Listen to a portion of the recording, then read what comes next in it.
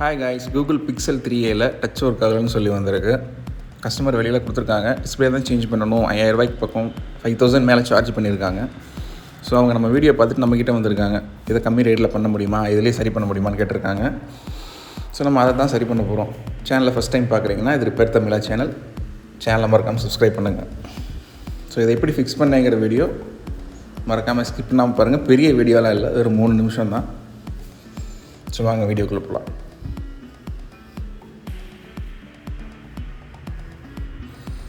First டிஸ்பிளேயில் இருக்க கிளாஸை கழட்டிட்டேன்.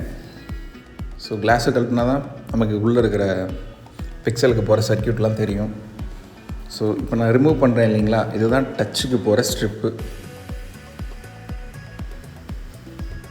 ஸ்டிக்கர் போட்டு ஒட்டியிருக்காங்க. ஸ்டிக்கரெல்லாம் கழட்டிட்டு அந்த டச் ஸ்ட்ரிப்பை ரிமூவ் பண்ணிக்கிறேன்.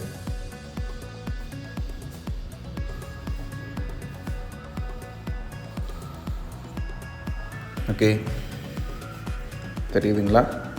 வீடியோ கொஞ்சம் ஷேக்கியாக இருக்கலாம், ஏன்னா நான் ஒரு கையில் ஃபோனை பிடிச்சிட்டு கேமரா பிடிச்சிட்டு நான் எடுத்துகிட்ருக்கேன்.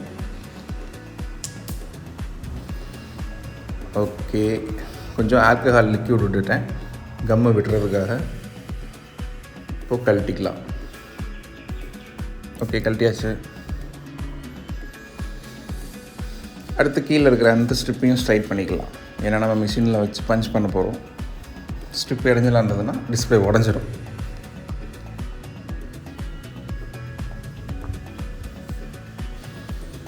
இந்த ஒர்க்குக்கு நம்ம 2000 ரூபாய் சார்ஜ் பண்ணியிருக்கோம் கஸ்டமருக்கு.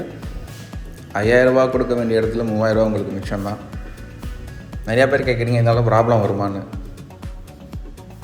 ஜஸ்ட்டு நீங்கள் டிஸ்பிளே மாற்றின மாதிரி தான் எதுவும். டிஸ்பிளேயில் இருக்க ஸ்ட்ரிப்பை மாற்றி தரோம். டிஸ்பிளே மாற்றினா உங்களுக்கு எதுனாலலாம் ப்ராப்ளம் வருமோ அது மாதிரி வந்தால் தான் உண்டு. நார்மலாலாம் எந்த ப்ராப்ளம் வர்றதுக்கு வாய்ப்பு இல்லை. டச் ஸ்ட்ரிப்பை கழட்டியாச்சு.